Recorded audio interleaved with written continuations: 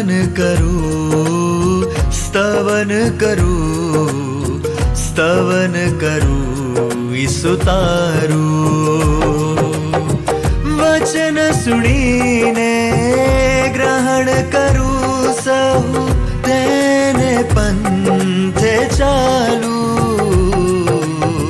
સ્તવન કરું, સ્તવન કરું, સ્તવન કરું ઈસુ તારું. પ્રિય મિત્રો, સ્તવન કાર્યક્રમની સમગ્ર ટીમ તરફથી આપ સૌને પ્રેમભરી શુભેચ્છાઓ. અમે આ કાર્યક્રમમાં આપનું સ્વાગત કરીએ છીએ. અમને ખાતરી છે કે આ કાર્યક્રમ દ્વારા આપને ઈશ્વરના વચનોમાંથી આત્મિક લાભ મળી રહ્યો હશે. આ કાર્યક્રમમાં આપણે પવિત્ર શાસ્ત્ર બાઇબલમાંથી જુદા જુદા પુસ્તકોનો અભ્યાસ કરીએ છીએ. મિત્રો, આ દિવસોમાં આપણે બાઇબલના જૂના કરારમાંથી હજકીએલ નામના પુસ્તકનો અભ્યાસ કરી રહ્યા છીએ. તેમાં હજકીએલ પ્રબોધકની જુદી જુદી ભવિષ્યવાણીનો ઉલ્લેખ કરવામાં આવ્યો છે. તેને સમજવા માટે આપ નિયમિત રીતે સ્તવન કાર્યક્રમમાં જોડાશો એવી મારી વિનંતી છે. તો ચાલો આજના અભ્યાસની શરૂઆત કરીએ.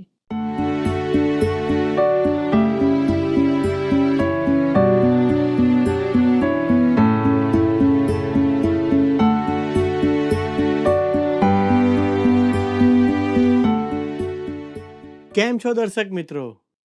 મને આશા છે કે આપ સર્વ ઈશ્વરનું વચન શીખવા તૈયાર હશો.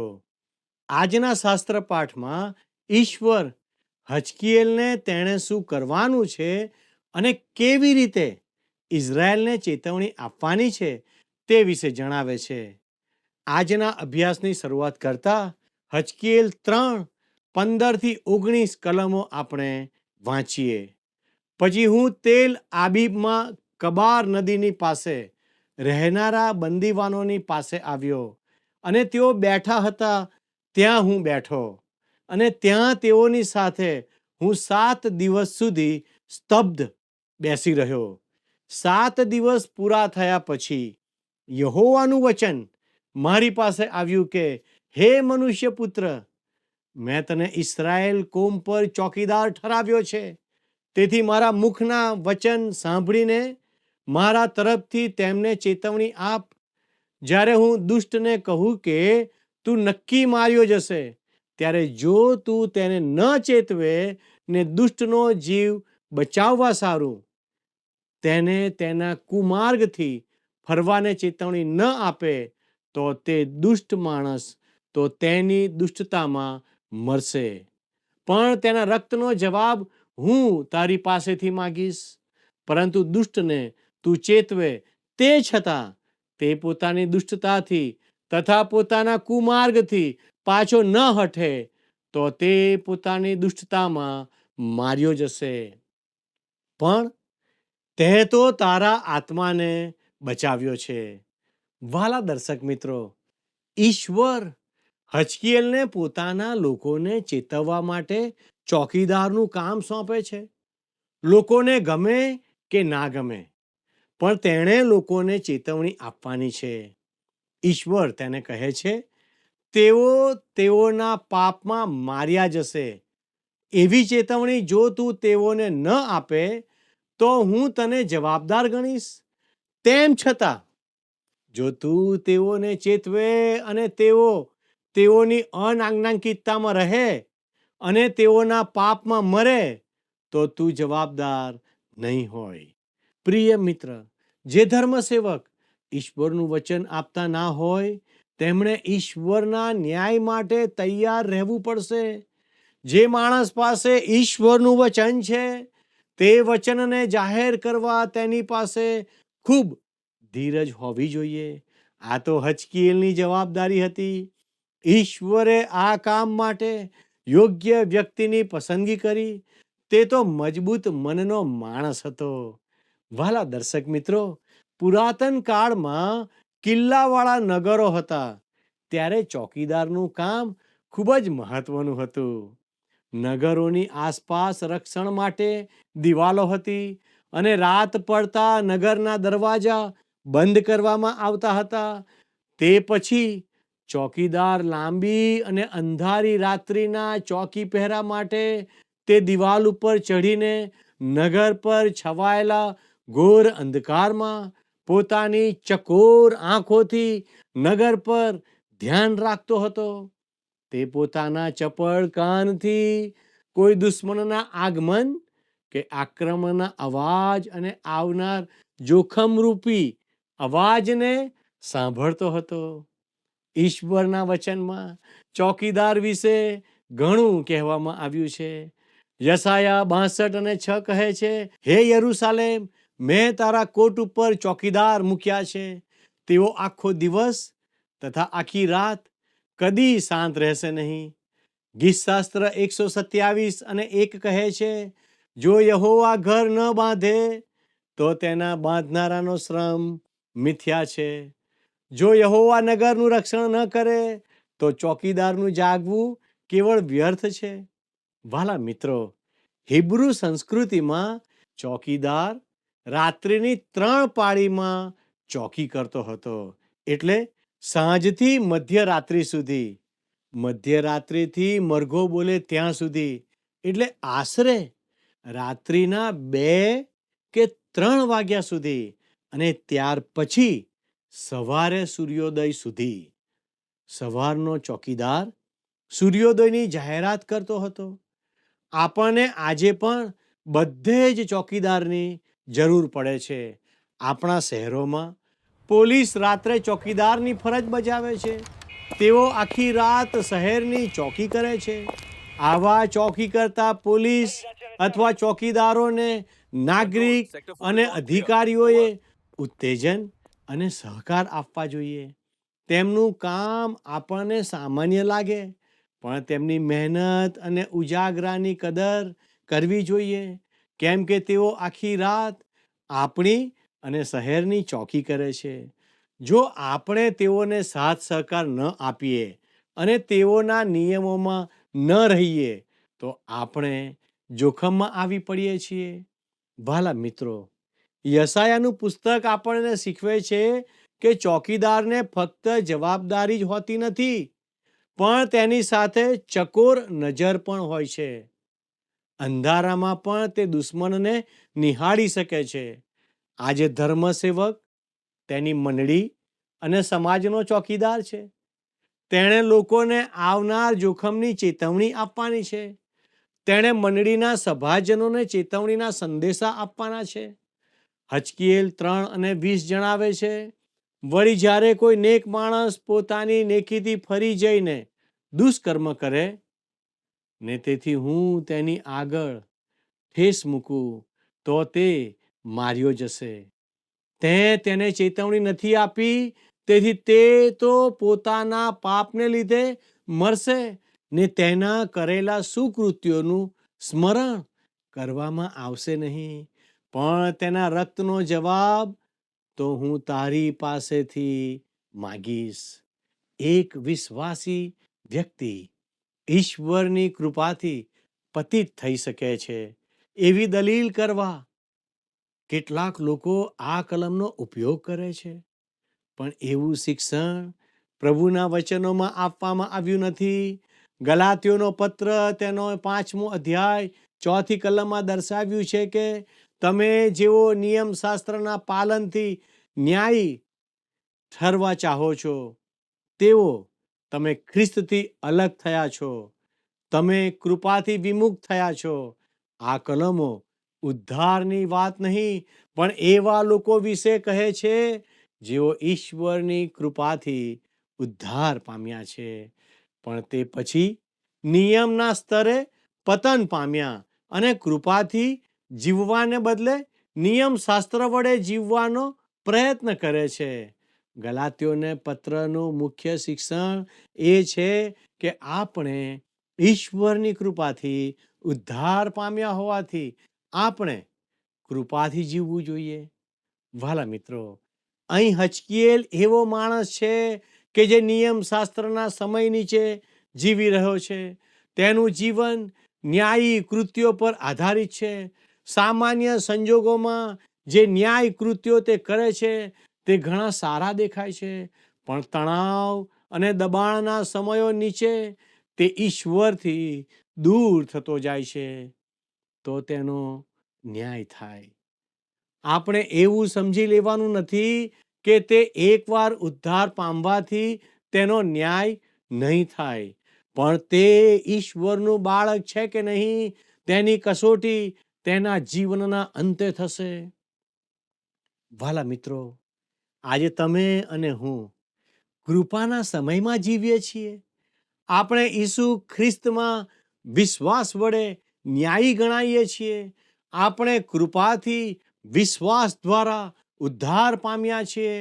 રોમનોનો પત્ર 4 અધ્યાય 5મી કલમ આપણને કહે છે, પણ જે માણસ પોતે કરેલા કામ પર નહીં પણ અધર્મીને ન્યાયી ઠરાવનાર પર વિશ્વાસ કરે છે, તેનો વિશ્વાસ તેને લેખે ન્યાયપણાને અર્થે ગણવામાં આવ્યો છે. વાલા દર્શક મિત્રો, એક સાચો વિશ્વાસી પણ આજે પાપમાં પડી શકે છે, પણ તે જાણી જોઈને તેવું કરતો નથી. 1 યોહાન 3:9 લખ્યું છે, જે કોઈ દેવથી જન્મેલો છે તે પાપ કરતો નથી, કેમ કે તેનું બીજ તેનામાં રહે છે અને તે પાપ કરી શકતો નથી, કેમ કે તે દેવથી જન્મેલો છે. જો કોઈ વિશ્વાસી પાપમાં પડે તો ઈશ્વરની કૃપા વડે તેની વ્યવસ્થા કરવામાં આવી છે. ઈશ્વર પિતાની પાસે આપણો એક વકીલ અથવા મધ્યસ્થ છે. આપણા પાપ કબૂલ કરીને આપણે ઈશ્વરની પાસે આવી શકીએ છીએ. હજકીએલ માટે નિયમ નીચે જીવતા માણસ પર ખૂબ ભાર અપાયો નથી, પણ ચોકીદારની જવાબદારી પર ભાર મુકાયો છે. ચોકીદારે દુશ્મનના ધોરણો અનુસાર જીવતા અને સારા કામોથી દૂર ગયેલા માણસને ચેતવણી આપવાની છે. હજકીએલ 3:22 લખ્યું છે, ત્યાં યહોવાનો હાથ મારા પર હતો. તેણે મને કહ્યું, તું અહીંથી ઉઠીને મેદાનમાં ચાલ્યો જા, ને ત્યાં હું તારી સાથે વાત કરીશ. હજકીએલને ચોકીદાર બનવાનું કહીને હવે ઈશ્વર તેને આ લોકોને છોડી જવા કહે છે. તે લોકો એટલા બધા ધર્મભ્રષ્ટ થયા હતા અને ઈશ્વરથી દૂર ગયા હતા કે તેના આઘાતમાં હજકીએલ તેઓ સાથે 7 દિવસ બેસી રહ્યો. હવે ઈશ્વર તેઓને છોડીને જવા કહે છે. હજકીએલ 3:23 તે લખે છે, ત્યારે હું ઉઠીને મેદાનમાં ગયો અને જુઓ, જે ગૌરવ મેં કબાર નદીની પાસે જોયું હતું તે જ પ્રમાણે યહોવાનું ગૌરવ ત્યાં ઊભું હતું અને હું ઊંધો પડી ગયો. પ્રિય મિત્રો, હજકીએલના પુસ્તકમાં વારંવાર ઈશ્વરના ગૌરવનો વિષય જોવા મળે છે. આ ગૌરવ શું છે? કોઈ કહેશે આ ગૌરવ આપણે જોઈ શકતા નથી, તે તો સ્પર્શી ન શકાય તેવો વિષય છે. પણ તે તદ્દન ખોટી સમજ છે. આ ગૌરવ તો આપણી 5 ઇન્દ્રિયો પર અસર કરે છે અને ભાર ઉપજાવે છે. આ ગૌરવને તો આકાશ જેટલું વિશાળ છે. ઈશ્વરનું વચન ગીતશાસ્ત્ર 19:1 આપણને કહે છે, આકાશો દેવનું ગૌરવ પ્રસિદ્ધ કરે છે અને અંતરિક્ષ તેના હાથનું કામ દર્શાવે છે. આપણે જે વિશ્વમાં રહીએ છીએ તે અજાયબ વિશ્વમાં ઈશ્વરનું ગૌરવ દેખાય છે. ગૌરવને તેની સુંદરતા પણ છે.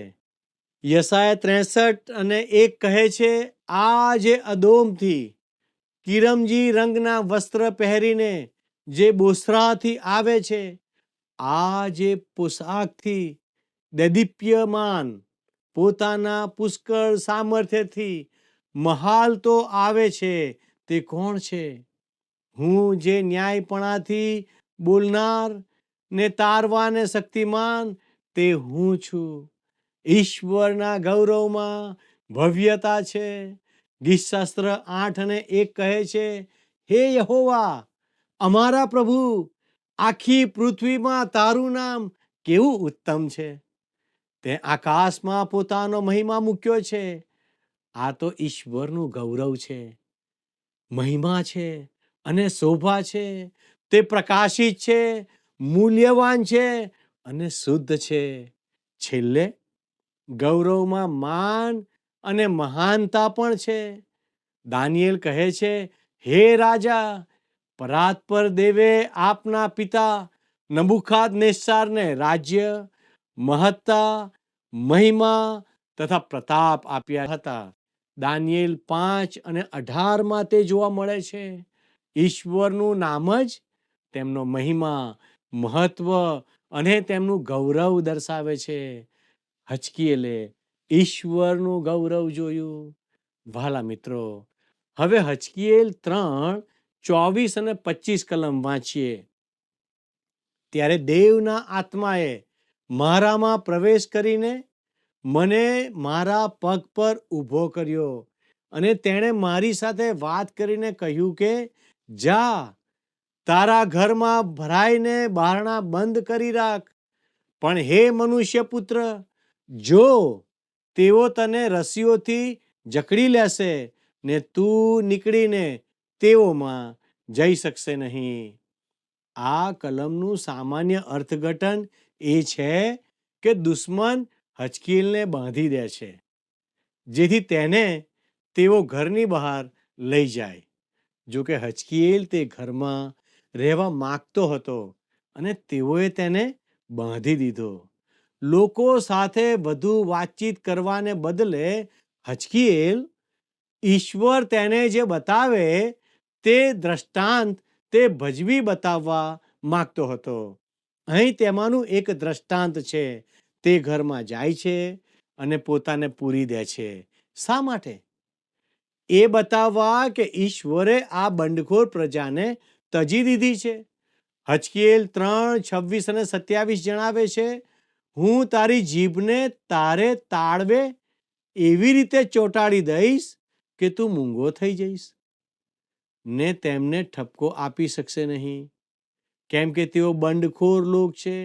પણ હું તારી સાથે બોલીશ ત્યારે હું તારું મુખ ખોલીશ ને તું તેઓને કહેજે કે પ્રભુ યહોવા કહે છે કે, જે સાંભળતો હોય તે સાંભળે અને જે ન સાંભળતો હોય તે ન સાંભળે, કેમ કે તેઓ બંડખોર લોક છે.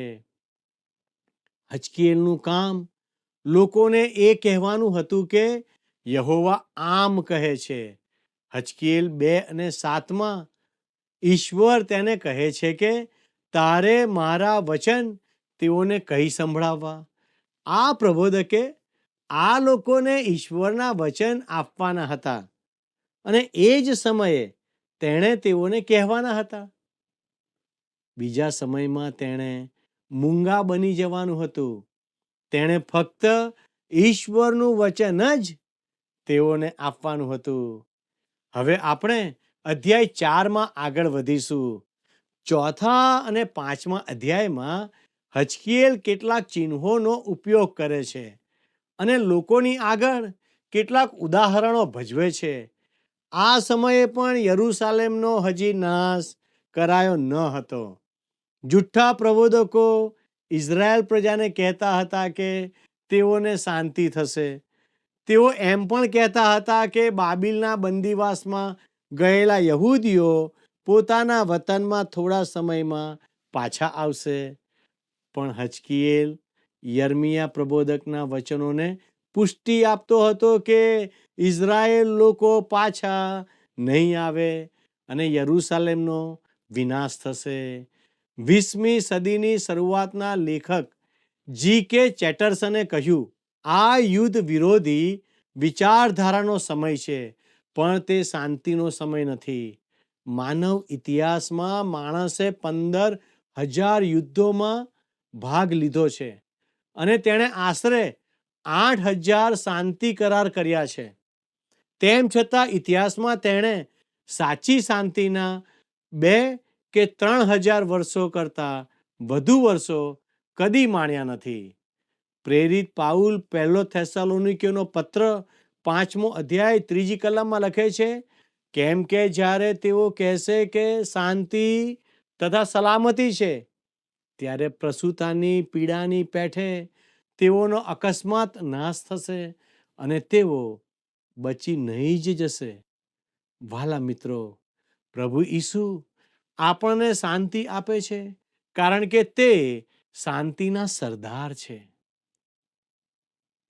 હચકીએલ લોકોને એ જણાવવા ઈચ્છે છે કે હવે કોઈ શાંતિ થવાની નથી અને યરૂશાલેમ પર ન્યાય શાસન આવશે અને તેનો નાશ થશે.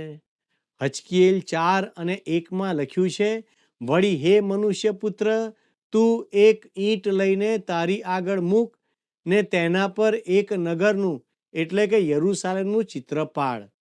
મિત્રો, ઈંટ તેઓને લખવા માટેનું સાધન હતું. બાબિલના લોકો માટીની ઈંટો વાપરતા અને તેના પર તેઓ નોંધ લખતા હતા. આવી ઘણી પુરાણી ઈંટો મળી આવી છે જેના પર લખાણો છે. તે ઈંટો તો લગભગ ચોરસ આકારની અને 14x12 ઇંચની હતી. હચકીએલે આવી ઈંટ પર યરૂશાલેમનું ચિત્ર દોરવાનું હતું અને પછી તે ઈંટ તોડી નાખીને એ બતાવવાનું હતું કે યરૂશાલેમનો નાશ થશે. હચકીએલ 4:3 જણાવે છે, વળી તું લોઢાનો એક તવો લે ને તેને તારી તથા નગરની વચ્ચે લોઢાના કોટ તરીકે મૂક અને તું તારું મોં તેની તરફ રાખ, એટલે જાણે કે તેનો ઘેરો ઘાલવામાં આવશે ને તું તેની સામે ઘેરો ઘાલશે. એ ઇસ્રાયેલ કોમને સારું ચિહ્નરૂપ થશે. હવે હચકીએલે એક લોખંડી તવો લઈને પોતાની અને યરૂશાલેમના ચિત્રની વચ્ચે મૂકીને લોકોને બતાવવાનું છે કે ઈશ્વરે પોતાની અને યરૂશાલેમ શહેરની વચ્ચે દિવાલ રાખી છે. શહેરનો નાશ ટાળી શકાશે નહીં, તેને રોકી શકાશે નહીં. ઈશ્વરના લોકોને ઈશ્વરનો સંદેશો આપવાની આ કેવી અજાયબ રીત હતી. ઈંટનું ચિહ્ન યરૂશાલેમનો ઘેરો દર્શાવતું હતું. તવાનું ચિહ્ન તે ભયંકર સમય દરમિયાન લોકો પર આવી પડનાર ઈશ્વરી ન્યાયની ભારે મુશ્કેલીઓ દર્શાવતું હતું. ત્રીજું ચિહ્ન અશુદ્ધ રોટલો યરૂશાલેમ પર આવનાર વધારાના સંકટોની વાત કરે છે. હચકીએલ 4:9-13 લખ્યું છે, વળી તું તારે પોતાને સારું ઘઉં, જવ, વટાણા, ચોળા, બાજરી તથા મઠ લે અને તેને એક વાસણમાં નાખીને તેના રોટલા બનાવ. તું તારા પાસા પર સૂઈ રહે તેટલા દિવસ એટલે 390 દિવસ સુધી તારે તે રોટલા ખાવા. તારો એ ખોરાક તારે તોડીને ખાવો, એટલે દરરોજ 20 તોલા લેખે ખાવો. નિયમિત વખતે તારે ખાવું. પાણી પણ તારે માપીને એટલે કે 1 હિનના 6 ભાગ એટલે 2.5 શેર જેટલું પીવું. નિયમિત વખતે તારે પીવું. તારે તે જવની રોટલીઓની માફક ખાવું ને તેઓના દેખતા તારે મનુષ્ય વિષ્ઠાથી તે શેકવું. વળી યહોવાએ કહ્યું કે જે પ્રજાઓમાં હું તેઓને હાંકી કાઢીશ તેઓમાં ઇસ્રાયેલ પુત્રો એવી જ રીતે અશુદ્ધ થયેલું અન્ન ખાશે. પ્રિય મિત્રો, આ સૂચનાઓ આપણને વિચિત્ર લાગે અને વિશેષ તો હચકીએલને પણ તે પાળવી મુશ્કેલ લાગે, કેમ કે તે યાજક હતો અને તેણે કોઈ અશુદ્ધ ખોરાક કદી ખાધો ન હતો. હચકીએલ 4:14 લખ્યું છે, ત્યારે મેં કહ્યું, અરે રે પ્રભુ યહોવા, જો હું કદી વટાળ્યો નથી, કેમ કે મારા નાનપણથી તે અત્યાર સુધી મેં મુર્દાલ કે પશુએ ફાડી નાખેલા પ્રાણીનું માંસ કદી ખાધું નથી, તેમજ નાપાક માંસ મારા મોંમાં પેઠું નથી. તેમ છતાં પ્રભુ તરફથી અપાયેલ આ ચિહ્ન મુજબ લોકોને યરૂશાલેમના નાશ વખતે દુકાળનો અનુભવ કરવાનો જ હતો. જુઠ્ઠા પ્રબોધકો તરફથી સતત મળતા વચનો છતાં યરૂશાલેમ અને તેમાંના લોકો પર નાશ આવવાનો હતો. હચકીએલ દ્વારા ઈશ્વરે દર્શાવેલા વિવિધ ચિહ્નો આવનાર ભયંકર સમયનું વર્ણન કરતા હતા. મિત્રો, આપણે પણ અત્યારે ભયંકર સમયમાંથી પસાર થઈ રહ્યા છીએ. આ સમયમાં ઈશ્વરની પાછળ ચાલવું અને ઈશ્વરની આજ્ઞાઓ પાળવી બહુ મહત્વનું છે. શું આપણે તે પર ધ્યાન આપીએ છીએ કે પછી જગતની બાબતોમાં આપણે પણ વ્યસ્ત રહીએ છીએ? ઈશ્વર આપણને તેમના માર્ગમાં ચાલવા સહાય કરે, એ જ મારી પ્રાર્થના છે. આમેન.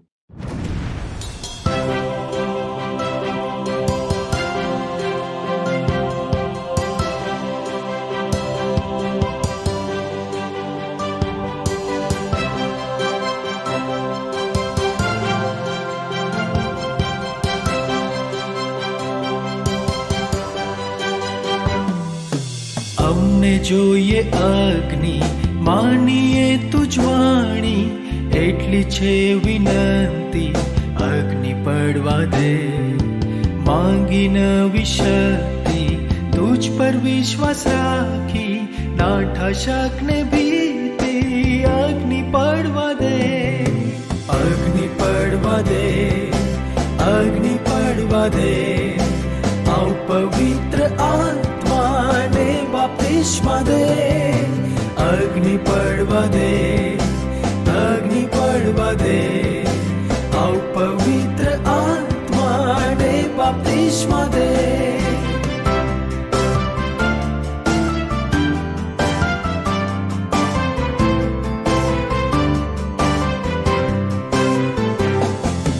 તારા પર ટેકું છું, પ્રાર્થના કરી જાતું, સૌમાં માની તારું અગ્નિ પડવા દે. તારી ગમ સૌલાવી મનમાં. વાલા મિત્રો, આજના અભ્યાસમાં આપણે જોયું કે હજકીએલ યાજક હોવા છતાં પણ તે ઈશ્વરના વચનોની વહેંચણી અને પ્રબોધવાણી કરતો હતો.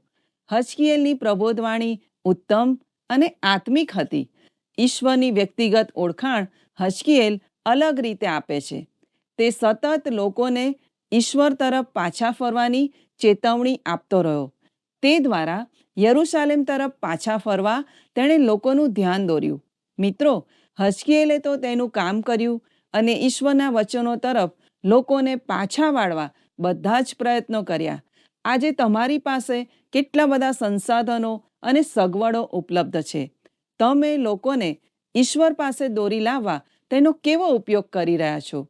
શું તમે ઈશ્વરના માટે કંઈક કરવા પ્રયત્ન કરશો? ઈશ્વર આપને તે માટે સહાય કરે. આજનો પ્રશ્ન છે, બાબિલના લોકો લખવા માટે કયા સાધનનો ઉપયોગ કરતા હતા? એ. પથ્થર, બી. ઈંટ, સી. દિવાલ, ડી. પેન. મિત્રો, ગત પ્રશ્નોનો જવાબ છે એ. દાનિયેલ. પ્રિય મિત્રો, જો આજનું પ્રસારણ આપને માટે ઉપયોગી બન્યું હોય તો અમને તેની જાણ અવશ્ય કરશો. આપના મિત્રોને પણ આ કાર્યક્રમ સંબંધી જાણ કરશો. અમારી સાથે જોડાયેલા રહેશો અને આપના પ્રતિભાવો અમને અવશ્ય જણાવશો. અમારો સંપર્ક નંબર છે 94 29 37 56 10 9429375610. અને હા, આજના પ્રશ્નનો જવાબ પણ અવશ્ય મોકલી આપશો. ધન્યવાદ. શું તમને આ કાર્યક્રમ ગમ્યો? અત્યારે જ અમને મિસ કોલ કરો.